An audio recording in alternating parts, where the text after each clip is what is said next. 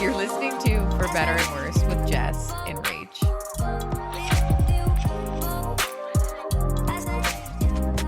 We're here? Wait. Okay, we're good. You need...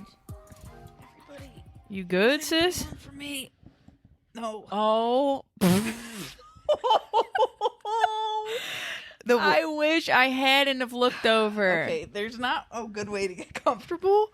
Rach, See, just... I'm sorry. You were sitting I wasn't- fine before. I wasn't planning on getting all up in your space. Rach, this is... Okay. Guys, this is a sight. Okay. Do I look comfortable? I have to pee I don't know. already. Are you? I have to pee already. Oh. Hey, Oh. happy birthday. Yeah.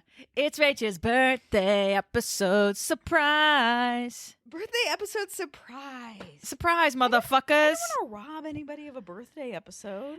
They are You fun. were robbed, though, this year.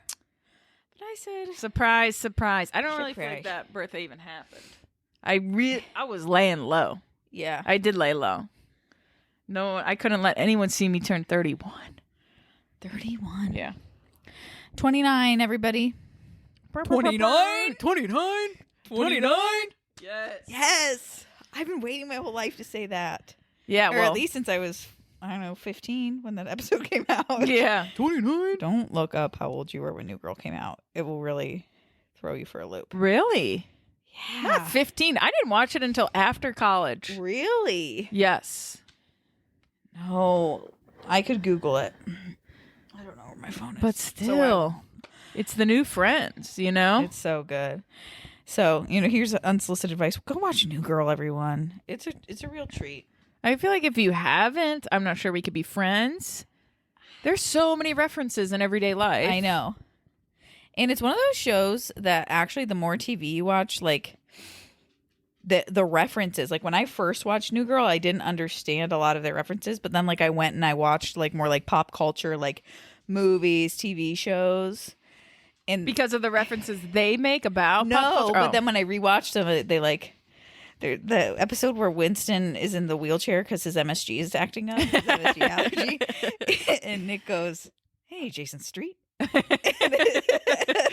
I didn't get that at first, and then I watched Friday Night Lights, and I was like, "That is funny." Yes. Dude, how old were you when you watched it then? Where were you at in time and space? When you first watched New Girl? I would have been in high school. That's wild. I want to Google, but We'll fact check it later Yeah. on in the episode. I think I would have been in high school. Yeah. I Wow. definitely was in high school. So that was a high school thing for you. Yes, That's really interesting. We are different ages. we are different ages. And You graduated in 09. 09. I graduated in 2012. But I think like people were watching New Girl in college, but I didn't watch it until after. But anywho. That's either here nor there. I am. This couch It's 100% uncomfy. Have I cried about the fact that this couch is uncomfy to me now? Yeah, I have, because I love this couch. It's my It is great. It's my hip girl first home. Rach decorated her house the way she wanted it to.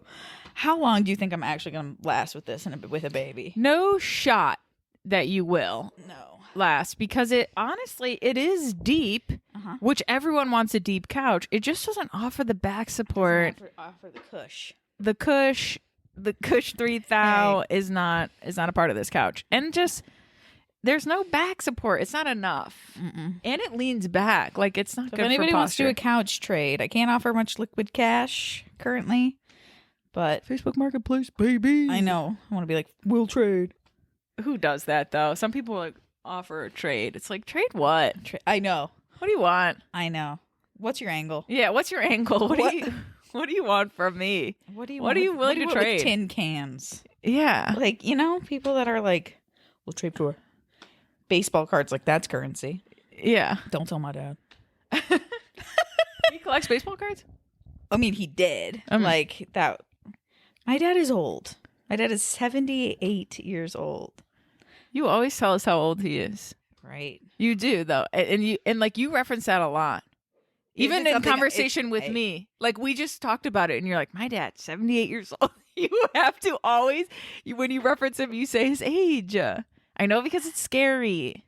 Probably because it's scary, and also probably because You need it for reference for other people. For other people that don't know me, and I think it's just gotten into a habit of like, hey, if I'm talking about my dad and you think he could be 60 years old, think again. Yeah, I got an old dad. 20 years, baby. Okay, I got an old dad, which is great, you know, until you got to take care of him. Yeah. Which is still not great, but it's just a different dynamic with your parents that I'm navigating, which is fun because I navigate it with this at the same time as my mom navigates caring for her own mother.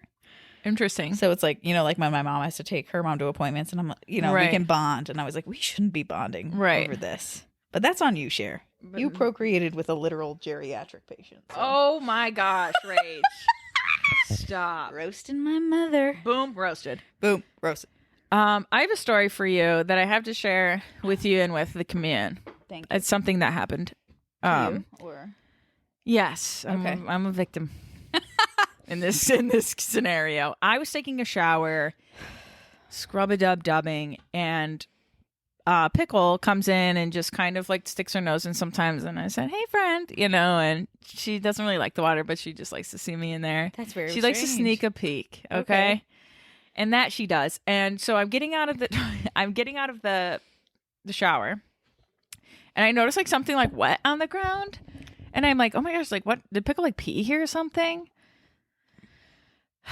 Well, before I went in the shower, I pooped in the toilet. I peed and pooped and didn't flush because I didn't want to alter my water pressure.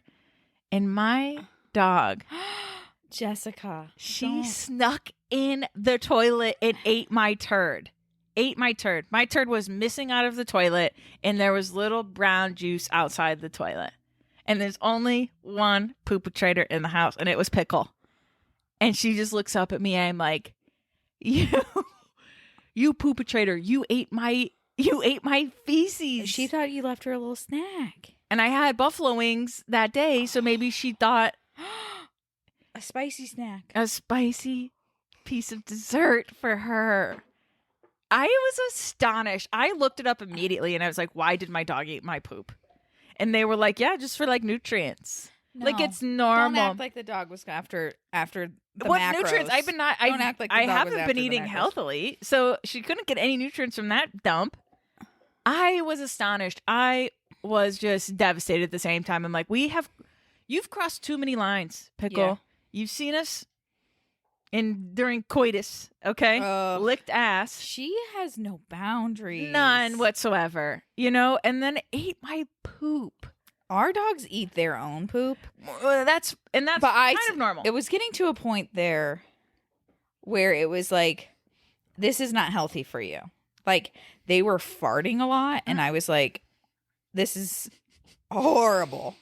Like, I would have to leave the room. I was like, and because I'm not feeding them anything like abnormal. Right. And I'm like, I think they are literally like self-cleaning the yard at this point. Like they're picking up after themselves. And it's making them sick, and it's making me sick to the smell. You know what it's almost time for? The winter's load. Did I order a poop scooper? Great idea. Because you have 2 dogs now. Yeah, you will be experiencing the winter's load firsthand. And I'm 32 weeks pregnant, and my husband fractured his ankle, everyone. And I'm here to set the record straight, because if you happen to be a consultant of Josh's or a work associate, he'll tell you that he heard it playing a round of basketball. A round of basketballs. And let me tell you, that man has not set foot on a basketball court since he was mandated to in the 12th grade. Okay? The man has not exerted himself in the game of basketball since high school. But he didn't want to say what really happened, which was he was at work on his lunch break, taking a nap in the conference room after a large Chipotle burrito. Oh, that Chipotle slump hit different, though. He had his first 20 minutes of lunch. He had 40 minutes to go. He was like, I'm tired. It's the Chipotle slump. Yeah, so he slumped.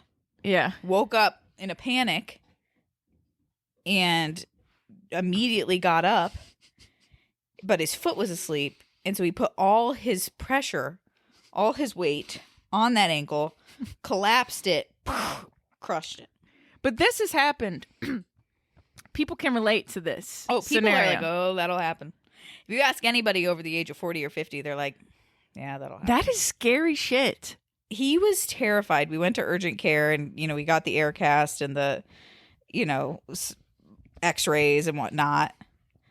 And just a top tip for any of you listeners there at home. It's a tip of the dick. Tip of the dick. Did you know that if you injure yourself at work and you say that you injured yourself at work at a hospital, they have to write that down? Workers' comp? But it's not going to be covered under workers' comp because it wasn't a work-related injury. But your insurance has the legal right to deny the claim because it happened at work. What? So before we go see any other specialists or anything, we're waiting to see if the insurance covers that first visit. Wow.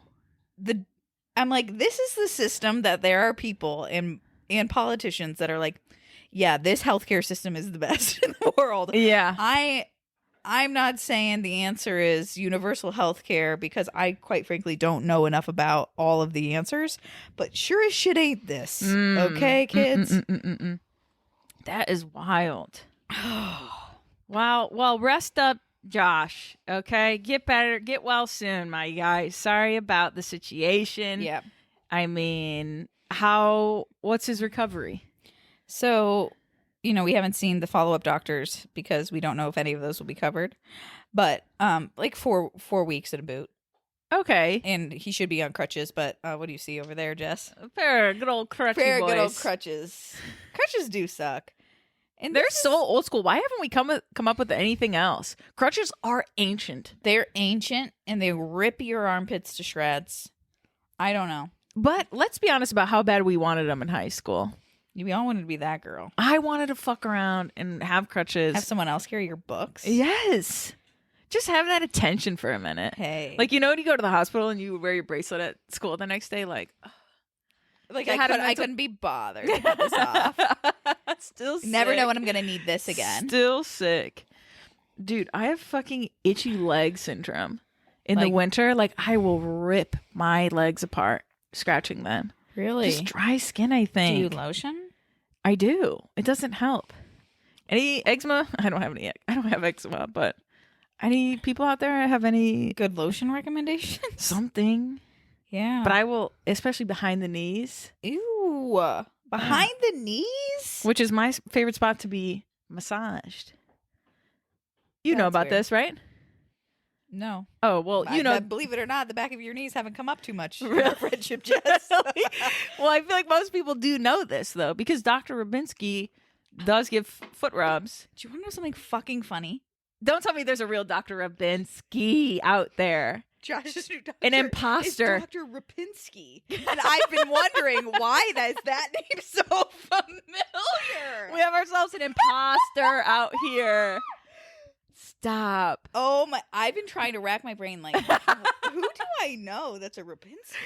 Well, we know Rubinsky, and he's the one and only, okay? And he's been MIA since we've had a roommate, but I gotta get him on call again. But anyways, he does foot rubs, but he also prescribes behind the knees, which is just tickles behind the knees. I don't need to know what weird shit you and Joe are into. Okay, well, it's nice, and I want everyone to give it a go. Like behind the knees? Yeah, I'm just telling you, for the people out there who scratch their butt because it makes you pee more, thank you for giving that a try. I'm going to ask you to do a little behind the knees, little tickle massage. Not a massage like you're not like going in. It's just like rub your nails behind it. You won't regret it. Give it a try. Fuck around and find out. Fuck around and find out. I love that. Me too. Any other happenings in your life? These dogs. So yeah, you guys have I some. confiscated a bone and they've brought it back. We're in the animal house. Hey, did you know this about cats? That they. I'm sorry, Jess. Are you giving me a cat fact? Yeah, I just heard it. As I drink from my cat mug. Did you know that cats give off a pheromone released only to women that makes women want to buy more cats? Well, it's signaling to them, we need more of me. But what I want to know is, where did you hear this? My hairdresser. Okay. And where did she hear it? Her boyfriend. And I Okay. asked if she fact checked, and she said no. I just believed him. And I said, now I believe you. And I didn't look it up either. And here I am. We'll True colors. Just as true colors. We will fact check On- at the end for this But and New Girl. I don't feel like cats ever want more cats. They'll accept a cat, but they're not like, bring more of me into the world. This is my world. I don't need anybody. Right, Herschel? Who knows? But I just thought a may little cat fact brought to you by Jessica. someone who Carlone. hates cats. Hey, you don't hate cats because you're coming up on Queenie. She's cute. She is cute, but she doesn't bother me. She doesn't come near me, and that's what I prefer. And that's why cats are better than dogs, Jess, because Herschel's on my neck right now, okay? he's behind a curtain looking out. He's into on the my world. shoulder, okay? He's sitting on I it. feel his presence. It's close by. I can feel my allergies flaring up. Do you have allergies against cats? At one point when I was little, they said I did, but I haven't really been around enough cats to really, You'd know. yeah. You'd know. Well, guys, thanks for tuning in. This is my birthday episode. Didn't want to rob the world. I went back and I listened to last year's birthday episode because I was like, did I impart any wisdom that I could reflect on? Cute. No. What was your birthday? I just read birthday stories from Reddit because I was like, I refuse to acknowledge my birthday. And I is that when refuse to feel Is that when I did that nice thing. the With nice yeah. thing? Yeah. And I made you feel. Yeah. Well, I don't know if it made you feel, but I put you in yeah. a place to. It was a heartwarming moment. You're good. It was a top I moment. don't have that today. No. I actually brought the heartwarming moments, everyone. Well, look at this change of Okay. events. And the subject of today's episode is 29 things I want my daughter to know before she turns 29. Cute. Things are getting deep. Things are getting emotional. Will you cry? Laura, this one's for you. I don't know, maybe it might fuck around. But Laura has said a lot to me that she wants me to like do a lot of reflecting and like preparing emotionally for having a child, because it's like you kind of forget who you are or who you were before you have them, Mm-hmm. because it's like then it just becomes like your whole life. And I thought coming up with 29 things was gonna be really hard, but then I was like, I came up with a list and then I had to drive to my doctor's appointment and I thought of more. Oh, And then good. I was like, oh, probably should replace some of these with other ones, but we'll just go. We'll go with my gut when I Yeah. first sat down. We'll read them off. I'm excited. Okay. So the first one I have is, your purpose in life is not to fulfill me or your father or anyone else.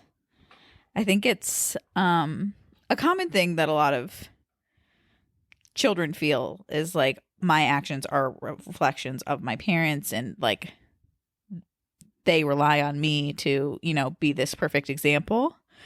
And I just want her to know that like she's free to be, her purpose in life is hers to find out. Right. That's good. Like, It's not to please us No. or to be who you think we want you to be. right. Be you, sis. Yeah. Number 2, if it doesn't make you feel good, it might not be a good thing. I remember, like, I was trying to go through like my like childhood and like the things that I felt growing up. And I had a friend in elementary school who gave me terrible anxiety. And I didn't know it was anxiety at the time, but I would have a stomach ache whenever she'd come around. I'd fake sick so I could get out of going to class and being near her. Like, I did not, but she was supposed to be my best friend. And I didn't know that was like my body telling me like, hey, something's wrong. Maybe this isn't, Something's off. something's off. And I think from a young age, when you start like ignoring those feelings, like this doesn't feel good, this doesn't feel right, I'm uncomfortable, and you power through it enough, You will accept that in adulthood. yes, that like this is just how you have to get through things. Yeah. You have to be uncomfortable to get through things. When really, like, That's true sometimes. Yeah, Sometimes but life is uncomfortable, but in general, if it doesn't make you feel good. Yeah, I like Glennon O'Doyle gives a reference. It is just Glennon Doyle, by the way. You say O'Doyle a lot, and I let it go every single time. But it's just Glennon Doyle. It's not O'Doyle. No, it's not O'Doyle rules. She's not O'Doyle. O'Doyle rules. No. Wow. Glennon Doyle Somebody Melton. had to say it. Yes, it is. Thank you for calling me out. She says that when things feel warm. Yes. And I love that. That makes sense to me. Because you don't know what good feels like, what right feels like, but you know when something feels warm. Yes. When... I mean, sure, Barley. Come on. She's going to give you some support there. She's going to support your... She just used me as a shelf. Okay. She's a solid little lady. When I had first found out I was pregnant with the first pregnancy, I, told Laura, and Laura was understandably like, is this what you want? Like, you have options. This was when I did have options, everybody. Remember that? Remember that time? Now we don't. I was talking to her, and I was like just on Marco Polo, and I was driving down to a wedding, and I just said, I was like, I want you to know that, like, I really just feel like this is warm. Mm-hmm. Like, I'm going towards what feels warm, and having this baby feels warm to me. And to be fair, the next day, hospitalized, emergency surgery. But look where we are now, folks. Good. So, It all worked out for all you. worked. You got your warmth. I got my warmth. Chronically, Josh and I almost had to get in bed and separate for a minute because I need Don't be need our opposed to bedroom. the separate bed life. Hey, we got 2 bedrooms, and where's he gonna go? Maybe upstairs. Yeah. But oh my gosh, I have to have everything very cold because I'm a baby incubator. Heating up. I know. He's like, oh, I'm cold, babe. I'm like, hoodies, more blankets, socks. You have pants. options. I'm in a bra and underwear. Oh my God. And I'm a blanket girl, so like I need to have something on A sheet of some sort. And if I don't have something on me, I'm not sleeping well. Things aren't going well for me. It's not comf. Okay. Number 3, you are the boss of your own body. That goes, I talk a little bit more about like sex and sexual experiences because by the time she's 29, she'll probably have those. But that's as far as like, if you don't want to learn how to ride a bike at that moment in time, you don't owe anybody that right. Like, you don't owe us to ride a bike. If you don't want to, take a swim test to go into the deep end of the pool, you don't have to. You're the boss of your own body. You decide what's safe. Mm-hmm. And I'm sure raising independent, confident women will be frustrating at times. But I would rather be frustrated with a 9-year-old than have a 19-year-old come up to me in pain from not establishing boundaries with her own body. So I'm in it for the hard stuff. That's a good one. Number 4, Laura, you're going to like this one. It's okay to cry, even if it makes me or others uncomfortable. I just feel like this child will probably be more emotional than I am. Like, outwardly. And I think that will challenge me at times because my answer to things is not like, I don't go to tears. I go to like anger or like silence. And so I think it will be challenging for me to parent an emotional child. It will be, it will be different. But she's loud. And I'm saying that on the record. Yeah. She is allowed to be emotional and cry and express her emotions however she wants, even if it makes mommy uncomfortable. That's good.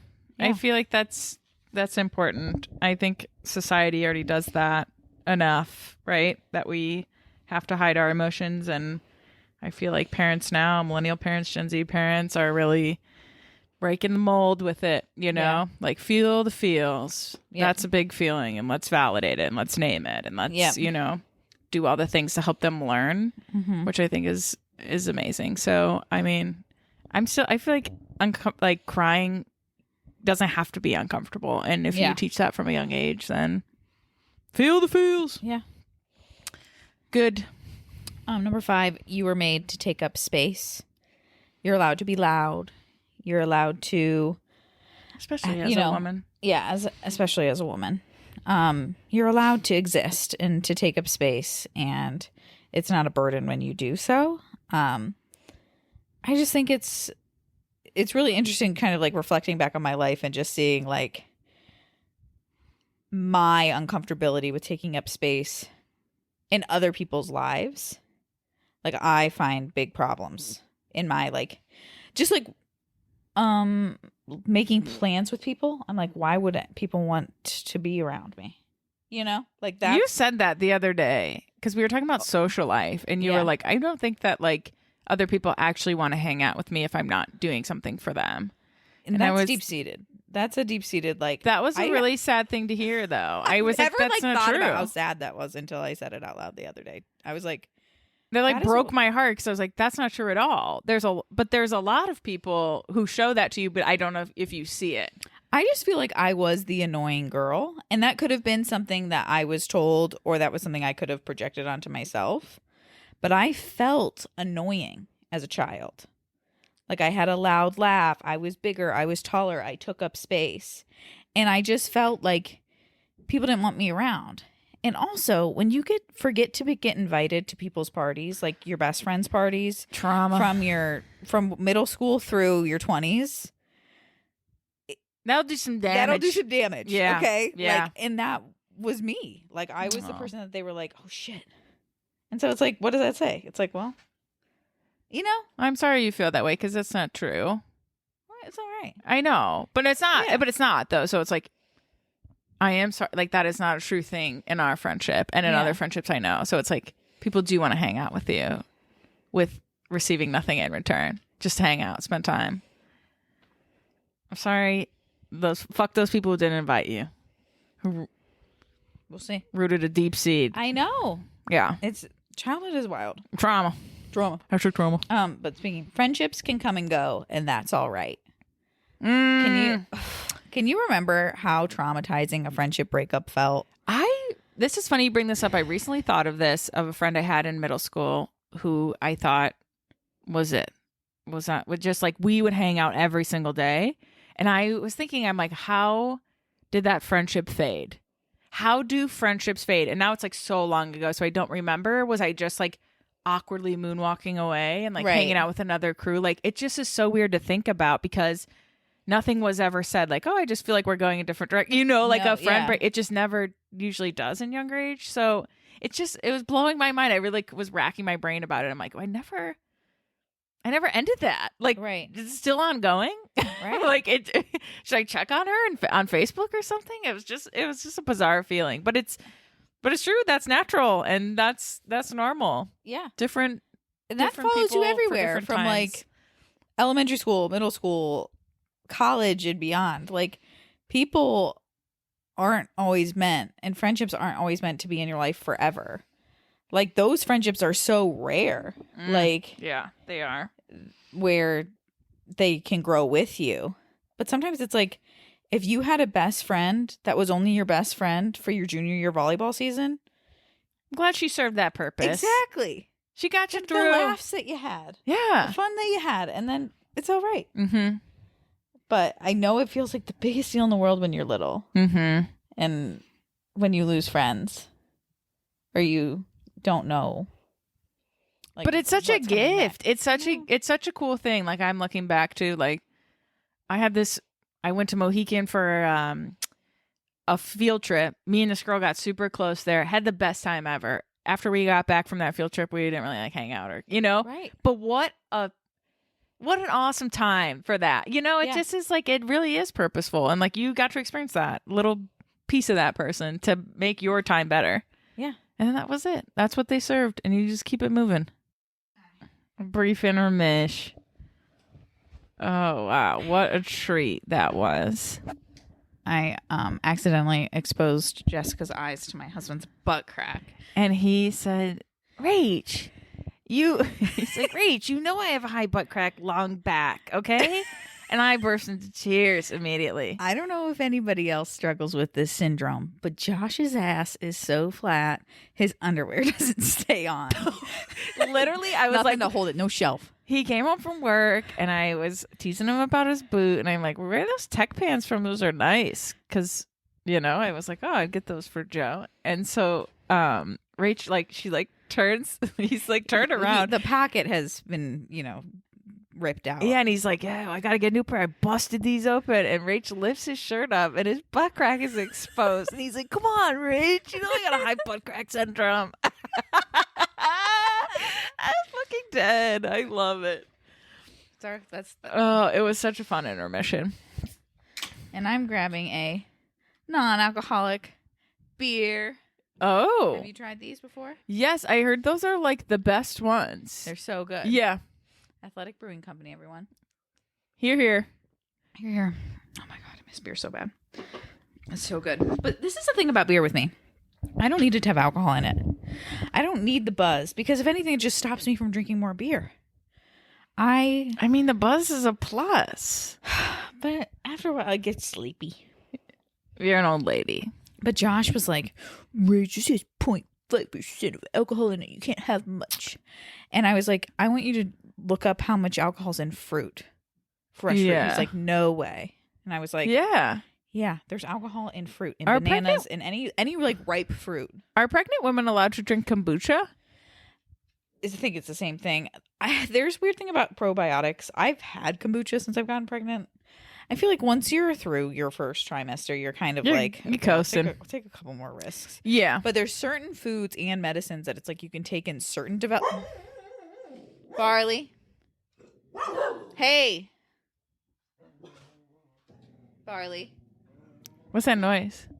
It's just this person. Oh, backing up. Yeah, that guy. The guy that dares back up in his own home. Yeah. With a backup beeper.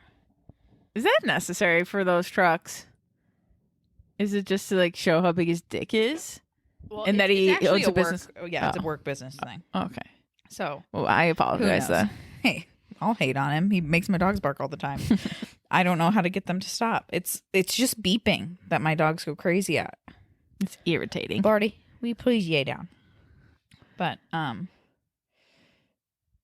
yeah. Probiotics, kombucha, There's certain women. stuff you can have in certain stages of your pregnancy and not others, depending on what developmental stage your baby's in. Yeah, I definitely feel like out of the first try, you can be a little riskier. Yeah. Right? You're in the clear. Things are pretty solid. Yeah. Just don't get wasted, Yeah. Let's just hold back on that for a few more months. I know. What's the first thing you're going for? Once baby's out, what's the first thing you're going to get? A cold cut? Well, I've been having hot sandwiches lately, so I've been having. They haven't been cold cuts, but I've been having. You fixed the craving. Yes, because during the summer, who wants a hot sandwich? No one's saying. No, you'd be jonesing for something cold. But I've been having my cold cuts, my roast beef, salami, ham, whatever you have. You put it in the air Whatever fryer. Have with some you? cheese. I know. Well, And that I've bishop. actually benefited from these sandwiches Hell yeah. recently. Rach has been, really hitting the Sammys hard, and I've just been here for the past couple weeks, and she makes 2 of them, and they're fucking banging. Because first time we had sourdough bread. Next time we had, what did we have? Artisan ciabatta. And yeah, I'm talking fucking classy ass bread in this house, okay? And she serves it to me with a side salad with feta and strawberries and something. And I was like, this is the life. Yep. She treat me well here at the I'm trying to. Roche-Pridemore home. I'm trying to. Okay, so number 7, we've got a ways to go. Good friends are encouragers. I think it takes you a while because friendships, especially when you're growing up, are so transactional. Yeah, transactional. It's whatever sport you're playing, whatever club you're in. It's hard to know who is my friend and who am I just around. Yeah, who are the good ones? Mm-hmm. But good friends are encouragers, people that want to cheer you on. Like if you want to do, go for that role in the school play. Your real friends will tell you to do it and give you confidence, not try to knock you down. Be wary of that, Elsie. Be wary of someone who's trying to steal your thunder. Snakes in the grass. Or just trying to dim your light. You know, if one of those things happens where someone's trying to, dim your light a little bit, That'll be hard for me as a mother to deal with. that will feel not warm. No. And we need to take some of this And advice. I'll be getting quite cold with some preteens. It ain't nothing to cut that bitch off. You hear me? It ain't nothing. Your mother is a true cut a bitch off. No problem. She invented it, okay? And she won't think twice about Cutting think- over. No. Are you going to call a parent? Are you going to call a parent and address an issue? Will you be don't that know. mom? Who knows? Who knows? It's hard to say, right? Until you're faced with an issue. I know. You know? I just feel like we grew up in a different time with friendships. Like our kids will have online friendships. Like I talk about, so I'll do this. So my number 8 is it's okay to take breaks from technology. Maybe Because that I might was- be your doing. Because, well, I'm thinking about a 14-year-old girl. The difference between when we were 14 and when like our kids will be 14, they don't get a fucking break from each other. I didn't have a cell phone until I got a car. So like people couldn't reach me at all hours. They had to call my home phone Right. and I ask to talk to know. me. How wholesome. Oh my God. I know. Like you are plugged in. There's like a life from school after school versus like when we grew up, like I had a friend who rode horses. None of us ever knew what that meant. We didn't know where she was. We just knew she rode horses. Yeah. Like there were no pictures on Instagram of her riding horses. It was just like, that's what she does Yeah. after school. And Hor- we a horse can't girl. call her till 8:30. Yeah. She was out being a horse girl, living her best life. Right. But like, I think that'll be my hardest struggle is watching my child socialize online. Like, How do you not monitor?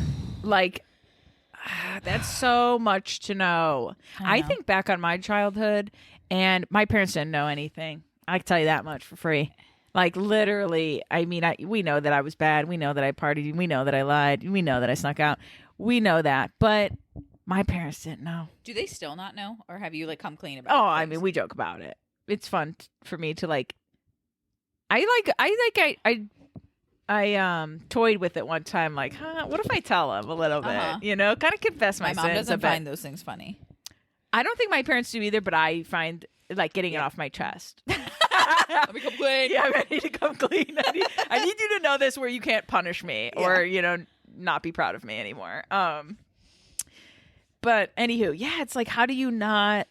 I think it's gonna be hard for me because like I did everything in the book, so you can't get away with any of it. But like, do I want to know? One of Madison's friends practices like, I don't know what it's called, but it's like radical honesty with her kids. Like she went through a pretty nasty divorce. She has. So would she tell him that Santa Claus was real or fake?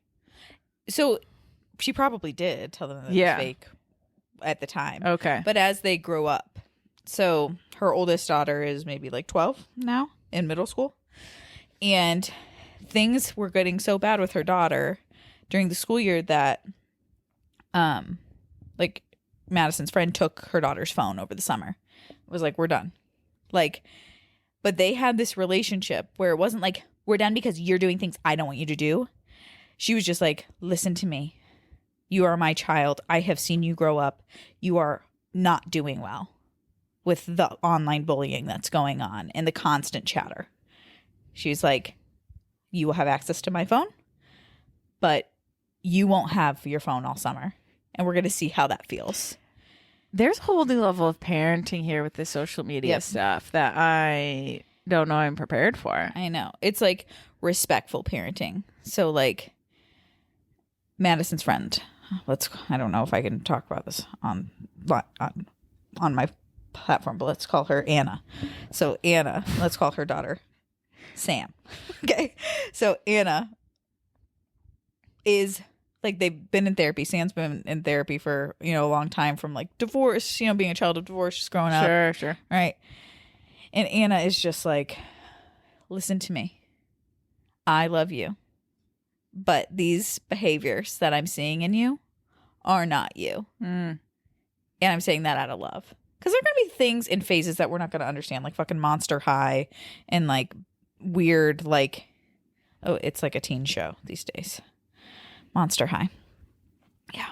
Okay. But like different things that were like, why are you into this? But then there's like, what I'm seeing out of you is anxiety on a whole nother level, that you're not sleeping. Mm-hmm. You're waking up like worried about where you're at with these friends. Like, let's just cut that out. Yeah. Let's take a break. Let's take a break. And beer gives you burping. Oh.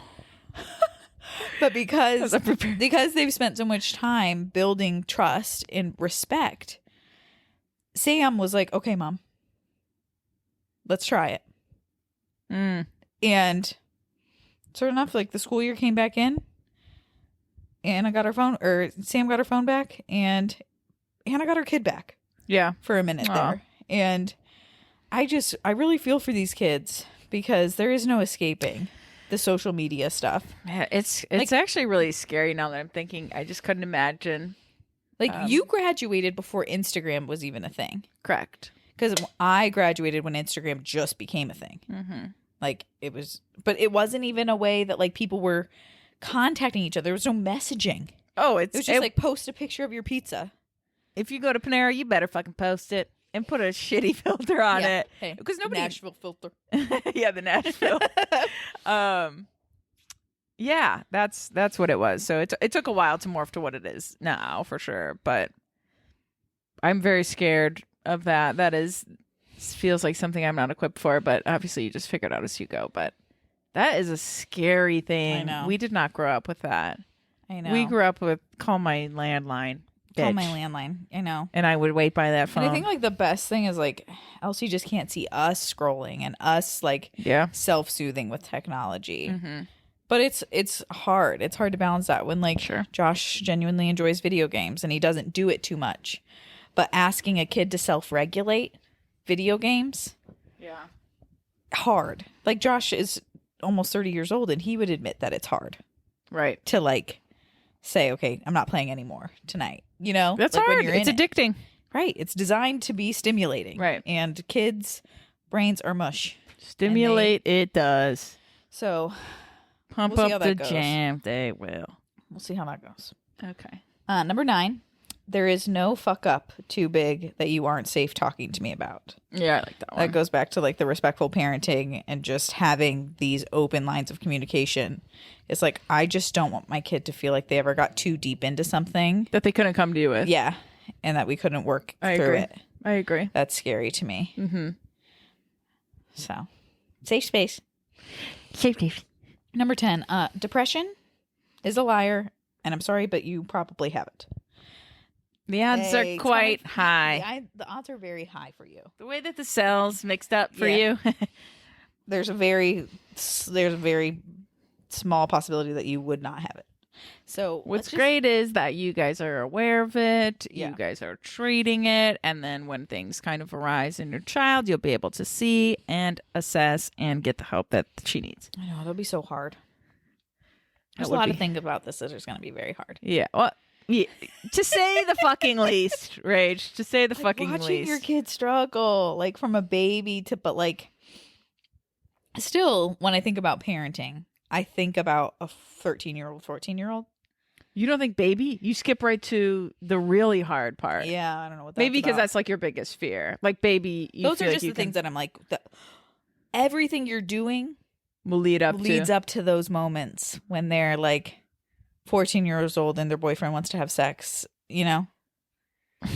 Those are the moments that I'm like, what will happen? Mm-hmm. 11, therapy is worth it. So if you need to go, we'll go. Let her listen to the podcast and we'll tell her straight up that, wow, therapy police. Therapy police. Coming at you. But really, it's so hard. Like, I went to therapy growing up and I didn't really realize like that I was making coping mechanisms until I got in therapy as an adult. And I was saying like, oh, I have these visualizations. And they were like, were you in therapy as a kid? I was like, yes. And they were like, the groundwork has been done. Okay. And I'm like, oh, it works. Number 12. It is okay to not finish something that you start, whether it be TV shows, a project, whatever. there were certain things, and I was talking to my mom about this earlier, that I feel like I had a good childhood. I've had supportive parents. And especially as I've grown up, other people had some terrible fucking parents, okay? Like, I had a great present mother and father, and, well, father's a different story, but he's present now. But there were a few neuroses that my mother gave me. And one was, if you start something, you have to finish it. Do you feel that way now? No. Oh. It didn't work. Mm-hmm. In my 8th grade year, I quit orchestra because I hated reading music, and it was getting to the point where I couldn't play by ear anymore. So I was just airbowing, and I was like, I don't want to do this shit anymore. Wait, I did the same thing, and my mom said, we could be done with that. Oh, they went to no. my concert, and I faked the entire concert. Oh, yeah, that was me. How embarrassing. Yeah, mortifying. But I knew I couldn't quit because I had started the year. So I dropped out. Like, you're in high school? Yeah, I dropped out of orchestra in high school. In high school, I'm like, and got a study hall instead. Classic. Left my viola there. It's still locked up to this day. I don't know. I just never went and got it, and I just lied to my parents. Does she know this? Yeah, she eventually knew. I was like, it all comes out in the wash when you're 13. Yeah. Like, what was I thinking was going to happen? Right. But I was just like, I'm not doing this anymore. I can't do this anymore. Yeah. They were going to try and make me get better at reading music, and I was like, I can't. You know what, Elsie? You don't have to do it, okay? Yeah. And at any time, if you're just like, this isn't bringing me. Rach, I just needed to pause and say that we've been going pinky out and up. Like, what is this position that we're doing? Classy. But I don't know. It just feels right with the weight of the mic. That's true. It just feels weird. Okay. Okay. I needed to call that out quickly. Okay. You think we'll get through these? We must. We have to. It'll be as long as it needs to be. Okay. It's okay to start over. If you, like, I think that kind of goes along with the other one, but I was thinking just even about, like, when I felt like, I was in a relationship, I dedicated myself to a different marriage. I was so unhappy. And then I just had this, like, epiphany, like, you can start over.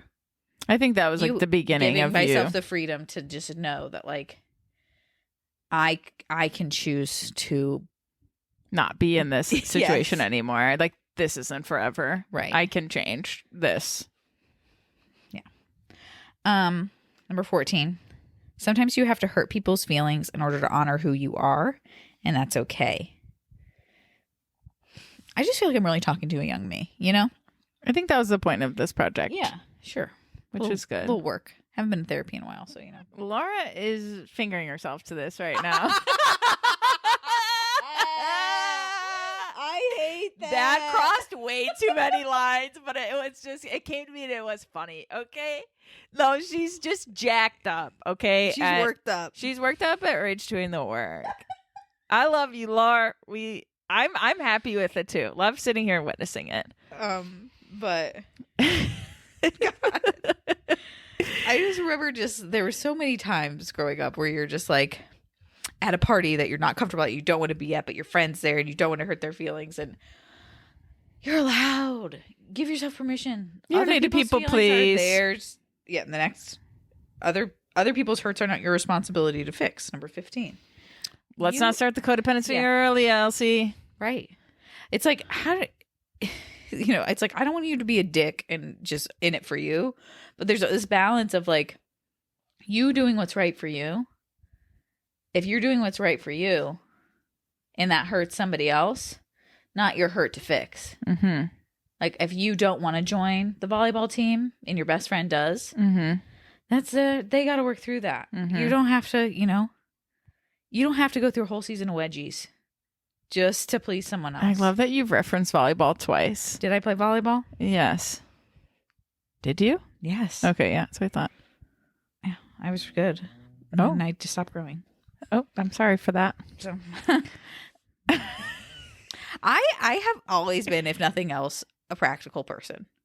So after I realized I wasn't growing anymore, I actually like hyperextended my back and like lost an inch or two. Because out of like repeat injuries from playing volleyball. And when I realized, I was like, I'm not gonna be 6 foot. I'm done. I'm not going anywhere with this. You said fuck it. I said fuck it. I'm gonna go be in drama guild. And that brought Drama you to guild I did. and that brought you to Joshua-Pridemore. So In some ways. right? Yeah. Isn't that where you guys met on the set? Well, we met in play production class. Oh, was like a my fault. class. Oh, my fault. Did you think Josh was a thespian this I whole thought time? he really was helping out. I really thought it was like he needed to.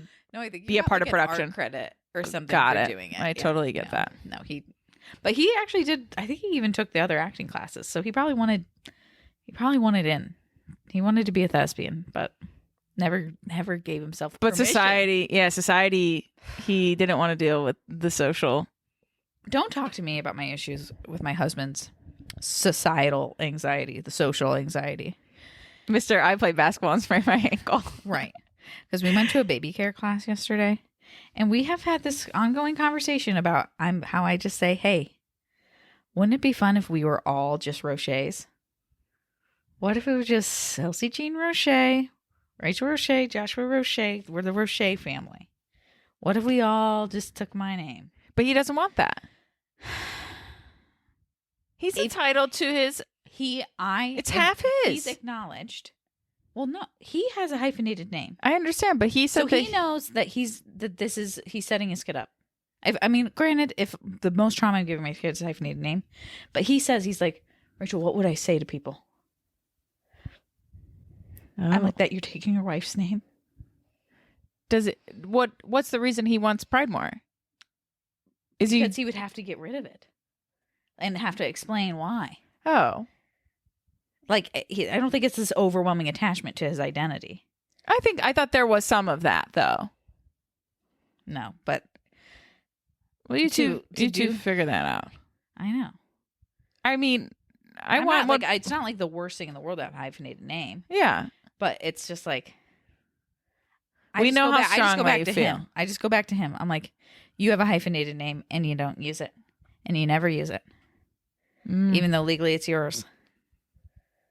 So I'm like, we're gonna make her choose. No, because you know what we're setting her up to do? Change her last name to someone else's last name, so she doesn't have to have a hyphenated name anymore. I think hyphenated names are going to be more common. They will be, and they are. But it's like, you're telling me Elsie's gonna, get married, and she's gonna be like Elsie Jones, Rosche-Pridemore? No, she's just gonna go Elsie Jones. Yeah. I can't. Elsie Sorry, guys. Jones. What a great name. That sounds like a character in a book, like Junie B. Jones. Junie B. Those were the books. Those were That the should have shit. been on here. Junie B. is life. I'm buying Elsie her first Junie B. when she's ready for it. The way I love Junie B. Jones, I want it tattooed on me. I'd do that. Yeah. Junie B. raised me. Okay. She raised me. She that little pig pen looking dirty girl. Which always how did getting you in. relate to Junie B? I was pretty chaotic kid, despite my Virgo diagnosis. Your diagnosis. It is. Okay. Number 16. You are on your own timeline. I was thinking about, obviously, like when people are like trying things for the first time, whether that's, drugs, sex, alcohol. Like going back to if it doesn't feel good, it might not be good. Yeah. Just, you're on your own timeline. There's no like, Andrea's doing this, so I'm going to be, you're on your own. You get to do whatever if everybody's getting boyfriends or girlfriends and you don't feel like you need that, don't do that right then. You're on your own timeline. Enjoy your own lane. Peer pressure, guys. How do we? You know what we do? We read him these lists, and I'm gonna make Elsie sit down in front of this YouTube, and it'll be like a YouTube page that like, will YouTube even exist? But it'll, Yeah, disregard the bad things we said, but we will. We'll play this for her. No, but I think this is how you let them know all this stuff. All the stuff within you, the lessons that you've learned that you want to teach your child. All of this stuff is going to make you such a well-equipped parent, Rach. And that's how, peer pressure is going to happen. You're not going to stop any of this stuff from happening. But what you are going to do is make her well equipped for when it does happen, that she knows how to react to it and she knows what feels warm. Right. Go for what feels warm. Glennon O'Doyle said it herself. She said it herself. O'Doyle fucking rules, okay? Oh, dear. Okay, continue on. Number 17. Sex was made to feel good. I think I did not know that for a long time. Sex felt like something that you did, or that's something that was done to you. And it was like an obligation or like part of having a boyfriend or a girlfriend. And it wasn't until I was much older that I was like, oh, this is supposed to be an enjoyable experience for everyone. We all have needs. We all have... And it's like, the sooner you teach your kids that, the better. Yeah, I agree. I came across, and I sent this, maybe I sent it to Madison because I was like, what is your thoughts on this? But it's like, a parenting page on TikTok, and one of like the comments was like, my 14-year-old asked for a vibrator. What do I do? Interesting. And it's like, I think all of us that grew up, in... We could never ask. Right. And so the first thing the woman said was, amazing that you and your child, that you facilitated a relationship with your child, that she's asking.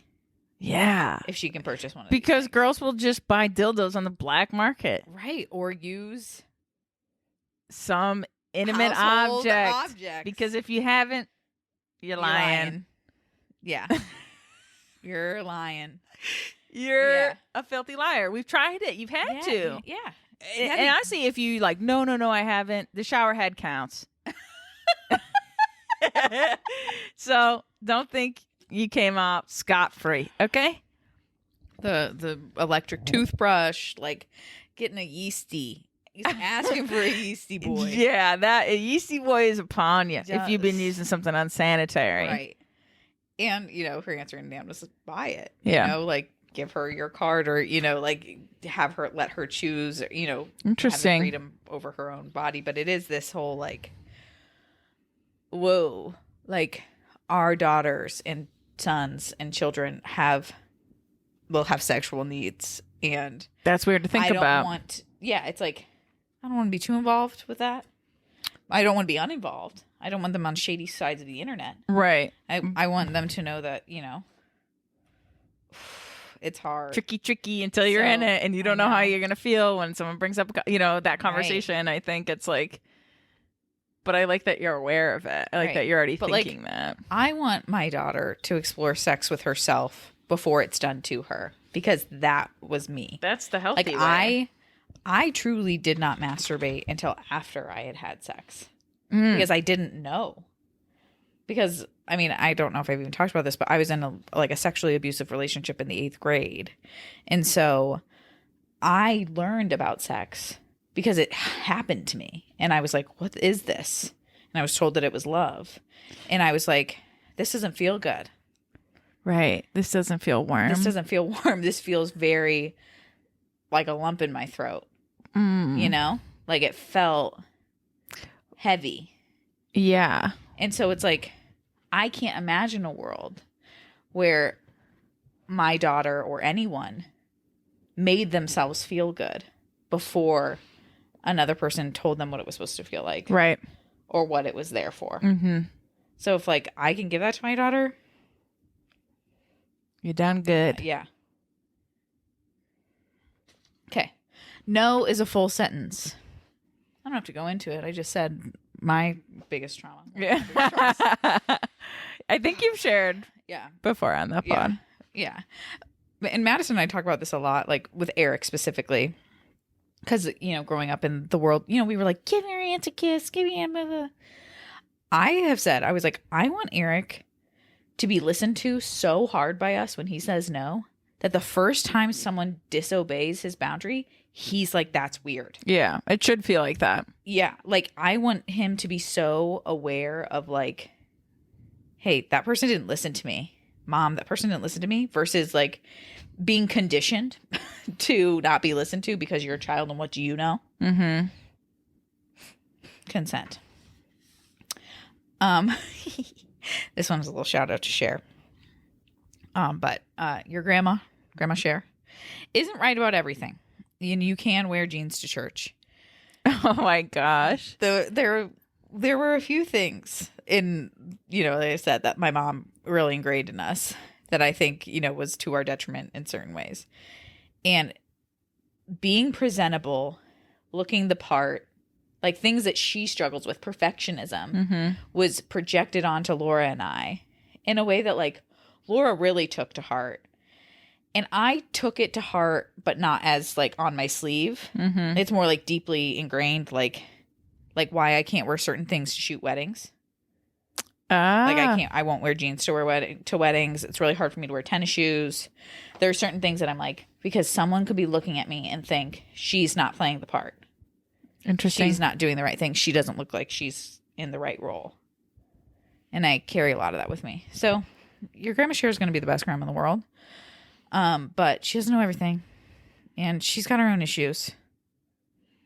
And so do I. But they all came from her. So don't blame me for them. Don't blame me for them. Okay. Sometimes the right thing is the scary thing. That's number 21. Oof. Ain't that the truth? Sometimes you leave a marriage, Elsie, and that's okay. And it doesn't mean it was the wrong thing. Just because it was the hard thing. Number 22, if you need help with school writing papers, call Laura. Call your aunt. I will do it. I ain't the one. But she'll get really into it with you. And she's not going to have any of her own kids. So give her some of that. Yeah. Okay? That's what I'm requesting. Yep. Number 23, if your love doesn't look and feel like the love you were born from, you don't want it. Aw, That that's one sweet. will make me cry. Aw. Like, I was just like talking to Josh because neither one of us had like a childhood where our parents were like in love. A good example. Together. Yeah, a good example of that. He's like making me breakfast, and I just started crying because I was just like, Elsie gets to see two people who love each other, like love each other, like not just raise her, but like we're gonna be like, we actively love each other and care for one another, and our daughter gets to see that and be raised in that. Like, that's crazy. What a beautiful thing, for real. Yeah. I don't know if you had any like of your friends' parents, but like my friend Kristen, and I've said this to her parents before, but going to their house was like, her parents would kiss each other on the mouth. Like if you didn't knock before you came in a room, like they could have been cuddled up on the couch getting cozy. Like, yeah. And that glimpse, of that dynamic is really something I've held on to my entire life. Like seeing a relationship like that. Yeah. They're clearly friends. I don't think you forget that though. Like when you're around it, when you're little, it's like, that's not something I have in my house. So it's like becomes very apparent. Like this is different, but that feels warm. Joe grew up in a house exactly like that. He talks about that. Even like his parents, like literally getting it on. Yeah. I mean, we were literally at, on vacation with his family and they made this like code name for when they have sex is like doing the taxes. And so we were all playing games. Everyone's drinking out in this huge, beach house. And they just came out and they're like, well, me and mom just did the taxes. And the whole house is like, no, what the fuck? It just is so funny. And I love that. So I totally get that. That is so special. Mm-hmm. It's so sweet. That was a good one. Number 24, yes, your dad is always this annoying in public. Wait, annoying in public? Specifically and exclusively in public, Josh is so annoying. What do you mean? Didn't get enough attention as a child is really what I prescribed it down to. And so he sought it out at school. Of course. We were sitting in this baby care class last night. The first time I've been in a classroom environment with Josh since my junior year of high school. And he's a commentator. I'm like, hey. He's a commentator. He's trying to engage with her, but when the audiovisual equipment wasn't working, did he offer to help? No. Of course. When he could have been useful with something like helping her with turning on the sound? No, Not a too peep. much of an ask for him. Didn't want to falter because he couldn't deal with not being able to do it. But like He'll come with the jokes though. Josh just is out of pocket in public. There's something Oh that my comes God. out of him that I'm like, hey, Oh my! I didn't think of. I want to make sure this is working. Okay, sorry. Just like he'll shout at people on the street, like no fucks given. I mean, I did see the example of when someone got in a car accident. He yelled out, "You can't park there!" I lost it. I was like, "Wow, the balls you have to say that." And do you know what someone. he did? He came into our house. He said, "I feel bad." He's about like, "Oh, it. I feel I terrible feel now." terrible Yeah. about it." And I'm like, why did you do that? He's like, I don't know. I thought it'd be funny. Yeah, he's trying to do Out of everything for pocket. a laugh. But And yeah, I appreciate that more than you know. yeah, I do. But yes, I respect. he is always out annoying in public, and it's more about him than it is about you. Right. So Know that now. know that now. Number 25. I won't have all the answers, but I will help you come up with your own if you let me. I think I feel pressure to have all the answers all the time. But sometimes my answers aren't going to be her answers to things. And I'm excited to help a human being grow up in a world where she gets to navigate things on her own and do things on her own pace and schedule. And I'm so excited to know who she is. Mm-hmm. Like, that is crazy. It's such a cool thing. She's going to be outside of my body here. Is that weird to think about? Mm-hmm. Mm-hmm. What's she gonna look like? Like in their personality, like that'll just like is so fun to discover and learn and I know. watch and witness. And what a fucking beautiful gift. I know. I'm excited. You asked me earlier, I think you said something like, are you nervous? About birth. And About like delivering. Not necessarily about having a baby. I think right now I'm in the stage of like, I'm excited. And it's weird. I was thinking about this. I am excited to do it with Josh. I'm excited to lean on him and count on him and have him hold me and have us experience this together. Because I do not feel like this is just something, like, to a certain extent, obviously it's something I'm going to go through. Like, my pelvis is going to be expanding itself. That's a me thing. That's a me journey. Mm-hmm. But I am so excited to be in pain with him. And I don't really know how that makes any sense, but I'm excited for that. That's good. journey. You have someone to lean on. Like Yeah. you're excited. Like I like doing hard things with him, Yeah. which I didn't know until the ectopic pregnancy, right. that I did enjoy doing hard things with him. Mm-hmm. But I do. I enjoy going through the hard and serious shit with him. And I don't think every relationship has to be like that. I'm not saying that. I think everybody's navigating their own life and whatever. But I think it's something that we're good at. I feel as prepared as you're going to be, but I'm not afraid of the pain because I've said this to someone. I'm like, I'm also not afraid of death. So like, I feel like people that are afraid of dying are also people that would be afraid of birth. Like, I don't think things Just are like mutually high pain situations. just things they can't control, which Sure. I like to be in control. But there are certain things that are like, a guarantee in life. Labor's going to be painful and I'm going to die. So it's like, I don't put too much thought or like stock into those things because I can't prevent it.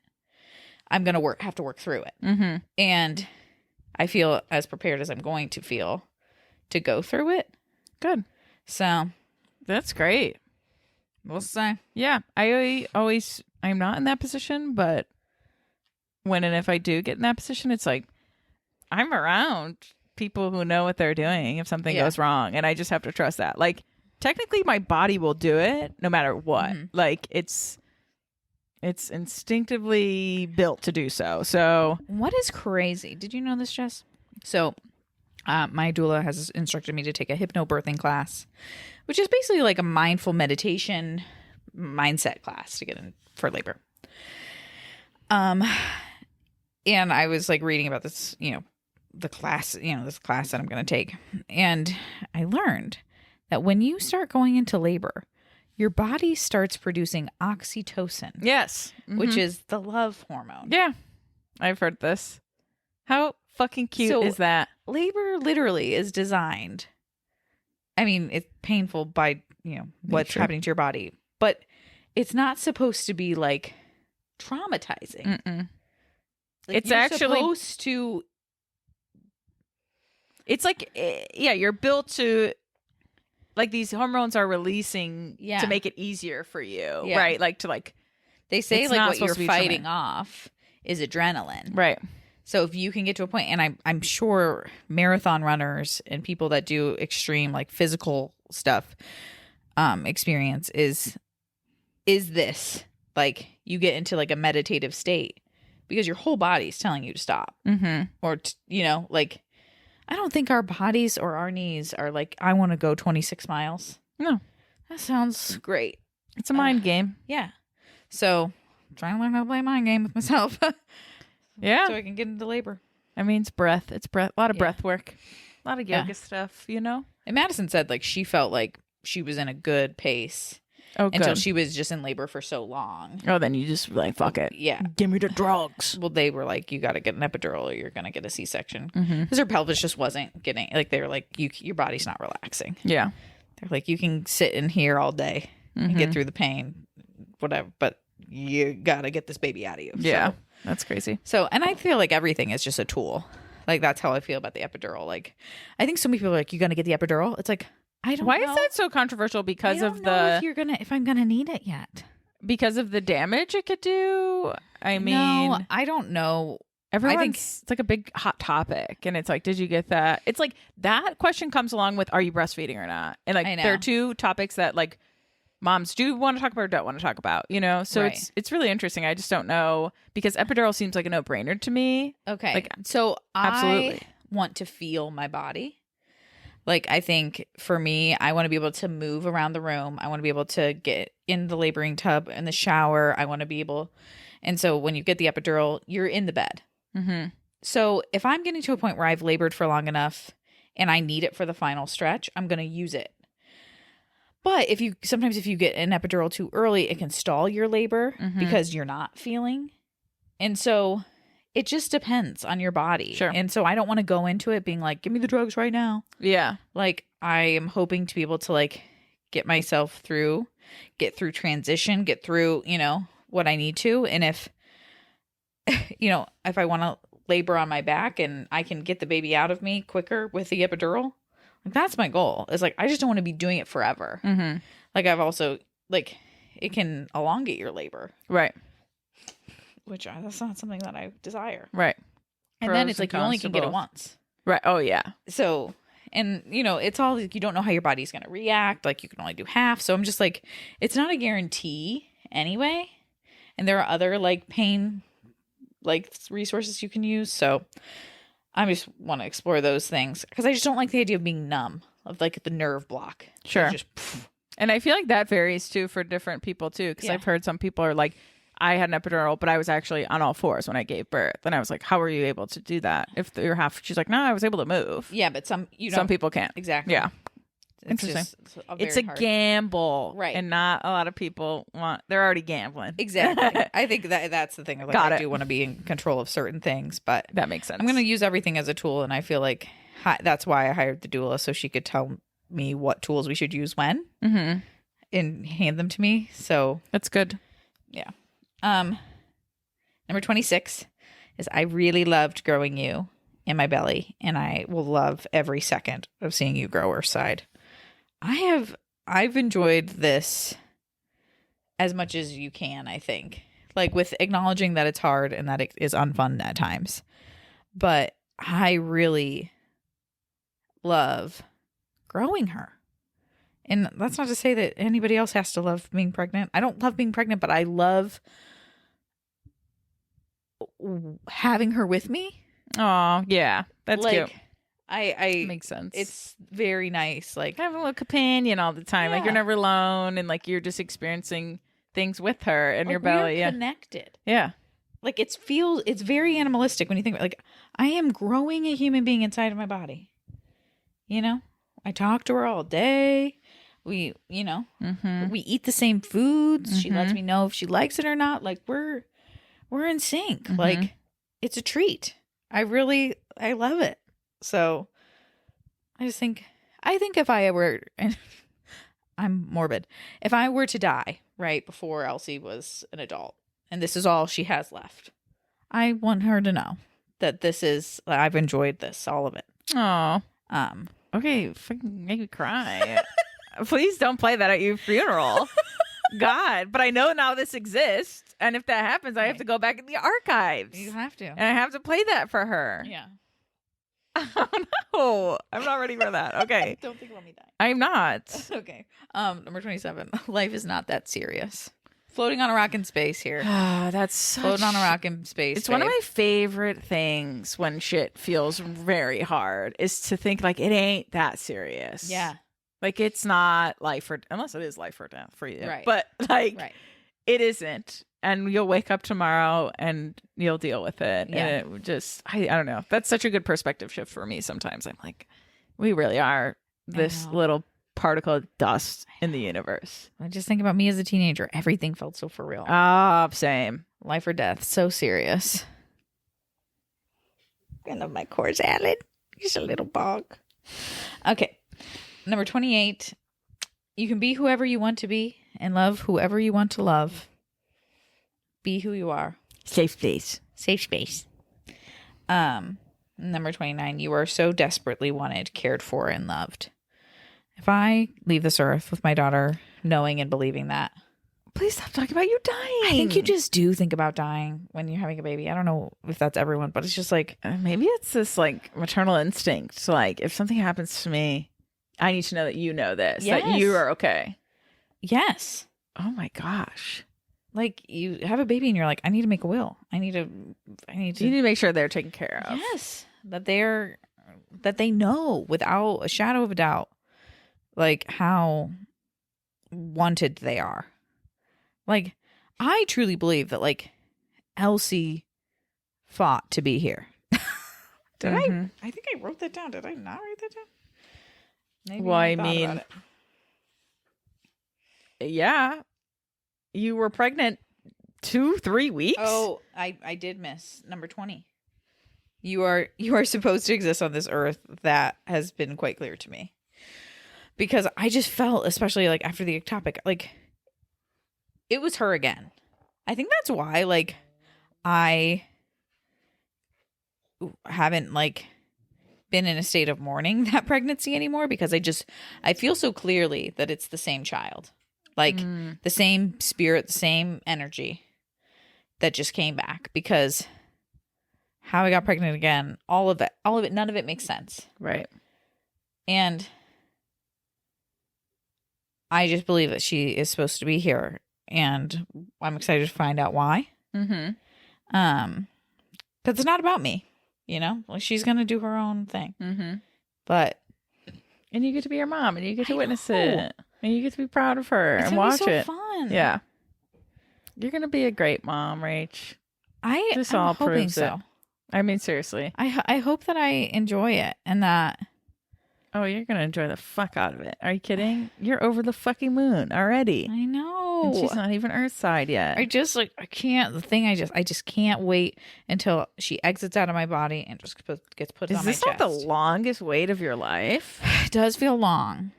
The thing that helps is like she's not ready. She's not fully cooked yet. So you got to cook a little bit younger, at least 4 more weeks. Okay. I mean, she could come and be fine Yes. Yeah. at any moment. Yeah. She is technically cooked. Yeah. She's cooked, but not quite her lungs yet. Right. Sure. Yeah. But yeah, those are the 29 things I want my Rach, what daughter a to beautiful thing. Thank you for sharing that with us. know. You're welcome. This is me, emotionally mature. Look and at open. Mama Rach, you guys. I don't know if you know, but never would have thought I'd seen the day. And I love it. And then happy birthday, Rachel. Thank you. Yeah, when I went back and I listened to the episode, and I was like, I was not imparting any wisdom. I still think, like, when we think about, we did 2021 year of growth.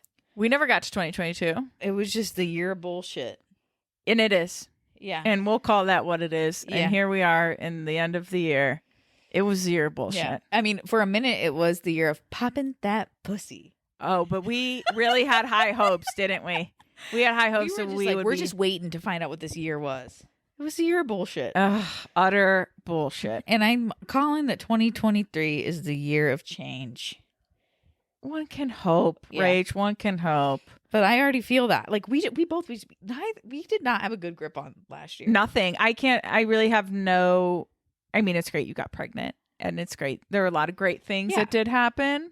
But to be honest, in my personal department, I can't tell you. We were all over the place in general. I just feel like with the podcast, we took a break. I mean, the wedding season seemed like a shit show a bit. Never had a good grip on anything. So the year of bullshit, guys. Yeah. Make your ornaments. Finally named it. Make your ornaments. 2022. Put them up bullshit. there. In the 2023 year of change. Because. And honestly, we all could use it. Yeah. I feel like that's what's coming. Like I'm going to meet a whole new side of myself. Mm. Like I used to feel like, and this is true to an extent, I'm sure, that having a child, you die. Part of you dies. But I don't think that's true because I just feel like a new part of you grows that you have to get to know. And I hope that doesn't come at a sacrifice of the things that I currently like about myself. I hope so. I'll hold you accountable. But we said we made that promise to each other when we I've become got a lot mothers. of growth to have. I've got a lot of things in my life that could be better. And I'm excited to see what motherhood does to my whole makeup. Yeah. Me too. Some housekeeping things I guess we can talk about. Guys, we're going to try to make a little money here. So make a little cash. in 2023, the year of change, you guys... We'll hear some ads. Yeah. And bear with us as we deal with them. We promise we will only advertise things that we would buy ourselves. But that's honestly growth on our Yeah. part. If we're doing ads, that means that we're making money, and that means thank you for listening. Yeah. And no, it'll be fun. I'm excited to have fun with ads and get into it. But yeah, we're gonna benefit from this pod, which means we're gonna hit the gas. We already told you guys that last time, but we're excited. We're excited to be back to weeklies. A lot will be going on, but coming in the new year. We're just saying it. Yeah. So, But Rachel have some time with baby, and there'll be more guests. Yeah, we're gonna have some guests. I think some interview stuff will be a good change for us. We're coming up with some new series that we think you guys might like. Still brainstorming that, but either way, we're stoked and we're excited. Give us you guys plenty. are here. If you have episode ideas, things you want to hear, guests you want to have, like subjects you want talked about. Yeah, we'll put some Throw up. them in the DMs, guys. Because I'll be recording for the next month and trying to work ahead for some episodes for my maternity leave. Maternity leave. Because I'm going to have a little tiny baby. He's going to be so cute. Ooh. It's happening. It's so soon. I'm so excited. But we'll see you guys in 2 weeks for the end of December, the Christmas episode. December recap, even though now it's like, hey, look at us. Right. Look at us coming in, sneaking in the middle of the month. Yeah, surprise, motherfucker. A little treat. This might be our longest episode yet. Could be. We love you guys. No, Meg's episode was like 2 hours almost. Oh, wow. We're going to have Meg Nye back. Yeah, Meg Nye's making a return. Can't wait to have her, dude. Gosh. Okay. Anyway, guys, we love you. We value you. And thank you for listening and supporting us. And this is for Better and Worse Podcasts. I'm Jess. I'm Rach. And we out of here.